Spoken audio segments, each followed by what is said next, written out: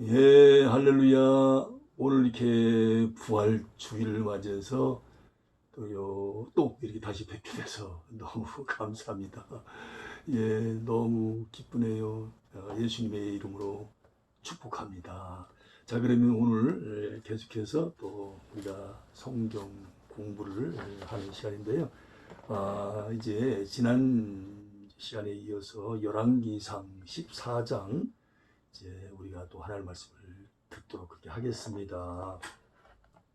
자, 그러면 열왕기상 14장 1절 말씀 한 절만 봉독하겠습니다. 그때에 여로보암의 아들 아비야가 병들어 누웠다. 또 왕의 아들이 또 병들어 누웠네요. 뭔가 이게 출발부터가 좀 그렇죠. 열왕기상 14장은 제목을 여로보암의 통치와 르호보암의 통치 이렇게 잡아보았습니다. 북쪽 이스라엘 왕 여로보암, 남쪽 유다의 왕 르호보암. 보암이라는 이름은 똑같죠. 자, 그러면 좀 세부적으로 들어가면 1절부터 20절까지는 여로보암의 통치와 죽음에 대해서, 그리고 21절부터 31절까지는 르호보암 통치와 죽음. 다 죽음자가 이렇게 들어가네요. 오늘 부활주일인데. 먼저 본장의 계율을 한번 보면 전체적인 한번 숲을 보는 거죠. 솔로몬이 죽고 난 후에 왕국은 르호보암이 통치하는 남쪽 유다와 여로보암이 통치하는 북쪽 이스라엘로 나누어졌는데, 본장에서부터는 각 왕국의 왕들을 중심으로 그 통치 행적을 기록하고 있습니다. 먼저 본장은 하나님의 경고에도 불구하고 계속하여 우상 숭배에 몰두한 여로보암의 아들이 병든 사건을 기록을 하고 있습니다. 그리하여 하나님께서는 변장한 모습으로 선지자 아히야를 찾아온 여로보암의 아내에게 아이의 죽음뿐 아니라 그 왕가의 멸절을 선언하셨습니다. 야, 이거 뭐 더 큰 이제 하나님의 어떤 심판이 이제 임하게 된 거죠. 그리고 나서 이 본장은 유다왕 르호보암이 하나님의 명령을 지키지 않고 우상 숭배에 전념한 사실과 애굽왕 시삭의 침입 사건 등을 기록을 합니다. 특별히 본장은 여로보암과 르호보암이 각각 하나님의 명령을 어기고 불순종한 결과 엄청난 재난을 당하고 쇠퇴의 길로 걷게 됨을 강조하고 있습니다. 그러니까 남쪽 유다나 북쪽 유다나 거의 똑같다 그 말이죠. 슬프게도 좋은 쪽에서 똑같으면 좋은데 안 좋은 쪽에서 똑같으니까 하나님의 영광을 위해서 같으면 얼마나 좋았겠습니까? 자, 이번에는 1절부터 18절까지 말씀을 가지고 여로보암 왕가에 대한 선지자 아히야의 예언은 무엇인지 그걸 알아보도록 하겠습니다.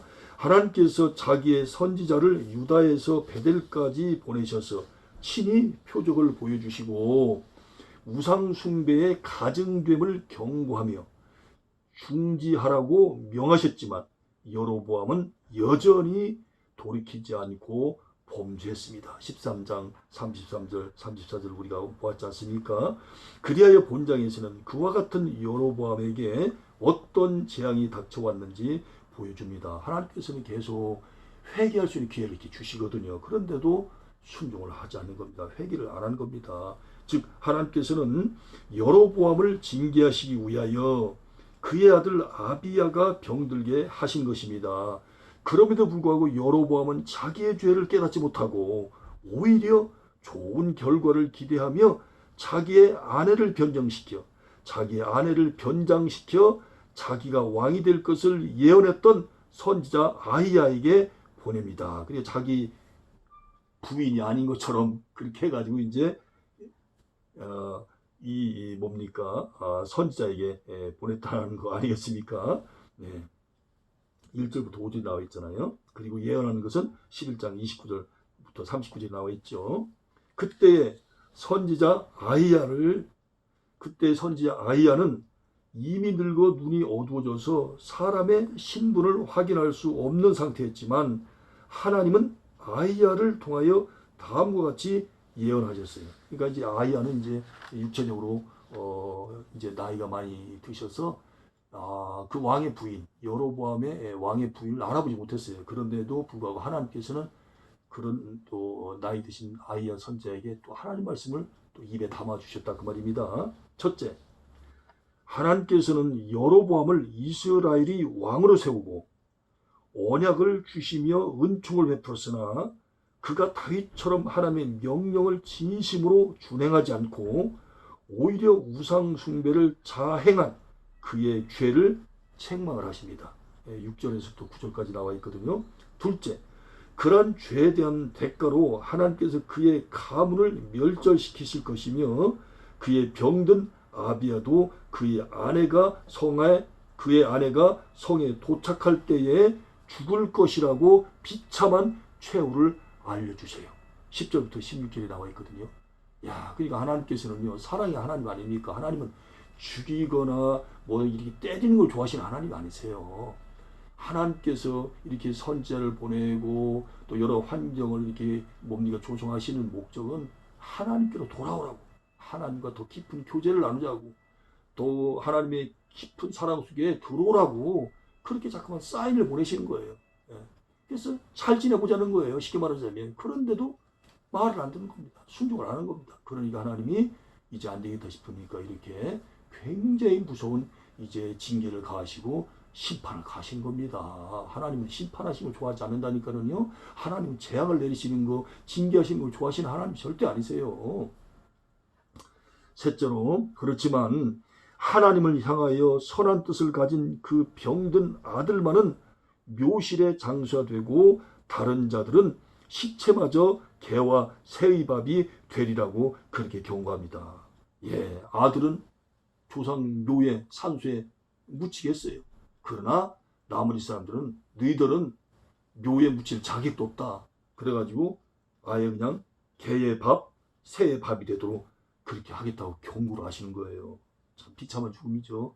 11절, 12절에 나와 있죠. 넷째로, 여호와께서 이스라엘에 다른 왕을 세우셔서 그 일을 시행하실 것인데 그것은 여로보암의 죄 때문이라고 합니다. 특히 여로보암을 가리켜 자신이 범죄했을 뿐만 아니라 모든 백성들로 하여금 범죄하게 한 자라고 그렇게 책망을 하셨어요. 16절에서. 그러니까 죄를 지면 자기만 지어야 되는데 아니 온 백성들이 다 죄를 짓도록 그렇게 했다는 겁니다. 누가요? 여로보암 왕이.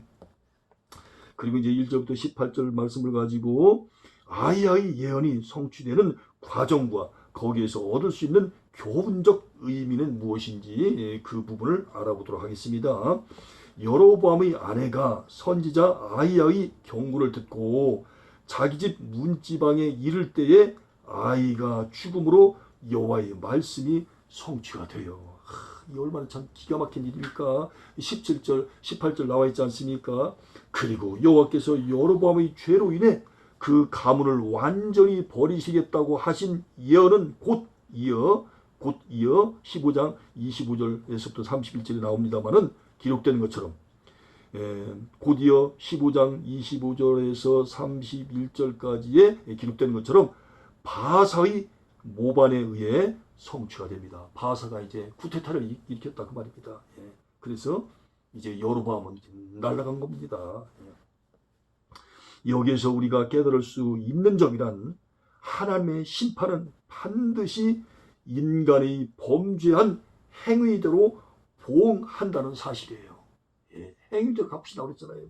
그 시편 62편 12절, 잠언서 24장 12절, 전도서 12장 14절, 예레미야 17장 10절, 32장 19절, 에스겔서 18장 30절, 마태복음 16장 27절, 로마서 2장 6절, 고린도후서 5장 10절, 베드로전서 1장 17절, 그리고 요한계시록 20장 12절, 그리고 22장 12절에 이렇게 확실히 기록되어 있거든요. 행위대로 보응하신다는 말씀이요. 자, 이번에는 21절부터 24절까지 말씀을 가지고 르호보암의 통치에 대한 평가를 한번 우리가 살펴보도록 하겠습니다. 솔로몬의 아들 르호보암이 왕이 될 때에 그의 나이가 41살이었습니다. 21절에 나와 있거든요. 그러나 그는 어리석게도 노인들의 조언을 물리치고 자기 친구들의 의견에 동조함으로써 남북 분열의 장본인이 되고 맙니다. 12장 1절부터 20절에 나와 있지 않습니까? 어르신들은 뭐라고 했어요? 짐을 가볍게 해줘라. 근데 젊은이들은 짐을 더 무겁게 해라. 세금도 더 많이 걷어들이고. 근데 그런 젊은이들 얘기를 들었다는 겁니다. 어리석게도. 예. 르호보암은 여호와께서 그의 이름을 부시려고 택하신 예루살렘에서 17년을 치리했으나, 그러니까 41살이다 17년 하면 얼마입니까? 58세까지 했다는 거 아니겠습니까? 여호와 보시기에 악을 행하여 그 12에 행한 모든 일들보다 더 크게 범죄함으로써 여호와의 노를 격발했습니다. 예, 다윗의 뒤를 이어서 르호보암, 다윗의 뒤를 이어서 솔로몬, 그리고 솔로몬의 뒤를 이어서 르호보암이 이렇게 왕이 된 것이 아니겠습니까? 그런데 세상에 자기 열조들보다도 훨씬 더 많은 범죄를 저질렀다는 겁니다. 그래서 하나님의 노를 격발했다고 나와요. 그리고 21절에서부터 24절까지 말씀을 가지고 르호보암이 타락한 근본적인 원인과 배경을 한번 알아보도록 하겠습니다. 그런데 성경은 르호보암의 어머니가 암몬 사람 나아마라는 사실을 기록함으로써 그것이 르호보암의 우상 숭배 및 타락과 필연적인 관계에 있음을 암시하고 있어요. 21절에서. 예, 세상에 이스라엘 백성 가운데서, 하나님 선민인 이스라엘 백성 가운데서 아내를 택했으면 얼마나 좋았겠습니까? 근데 하필이면 암몬 사람을 택한 겁니다. 즉 지혜의 왕 솔로몬의 왕위를 계승한 르호보암이지만 그가 전혀 지혜롭지도 못하고 악행만 거듭한 것은 그 어머니인 암몬 여인 나아마의 영향이 컸던 것입니다. 그러니까 이 부모의 영향이 자녀 교육에 거의 절대적이다. 특별히 어머니의 영향이 굉장히 크다고 하는 것을 오늘 또 이 르호보암 왕 얘기를 하면서, 이 르호보암 왕 얘기를 하면서 이 얘기를 또 지금 말씀하고 있는 겁니다. 예. 결국 본문은 하나님의 말씀을 어기고 이방 여인 중에서 많은 아내를 취하며 말년에는 예루살렘 성전 맞은편에 이방 신들의 산당을 짓고 타락한 생활을 했던 솔로몬의 죄악을 지적하는 것이라고도 할 수가 있어요. 예. 11장 1절부터 13절까지 한번 참조해 보시기 바랍니다. 자, 이번에는 21절부터 24절까지의 말씀을 가지고 르호보암의 통치 행적 중에서 초기 행적을 역대하 11장 5절에서부터 12장 1절과 비교하면서 살펴보도록 하겠습니다. 역대하 11장 5절에서 12장 1절을 보면 르호보암은 통치 초기의 3년 동안 왕국의 분열이 그 부친 솔로몬이 우상 숭배에 대한 하나님의 심판임을 깨닫고, 3년 동안은 17년 동안 왕의 일을 했다고 그랬잖아요. 근데 초기 3년 동안은 이제 하나님의 심판임을 깨닫고 하나님의 율법을 따르며 성읍을 수축하여 국전을 확립을 했어요. 그것이 12장 23절 24절 역대하 11장 2절에서부터 4절이 나와 있거든요. 그러니까 처음엔 좋았다는 거예요. 쉽게 말하자면. 그리고 역대하 11장 5절에서부터 12절이 나와 있고요.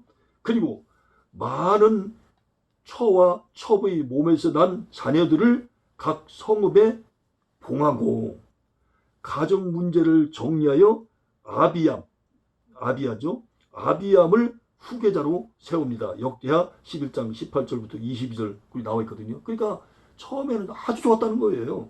하나님의 뜻대로. 그리고 정치를 아주 잘했다는 얘기죠. 더욱이 르호보암의 초기에는 북쪽에서 이주한 제사장 레위인, 경건한 이스라엘인들로 인해 더욱 강성해집니다. 역대하 12장 13절부터 17절에 그 내용이 나와 있거든요.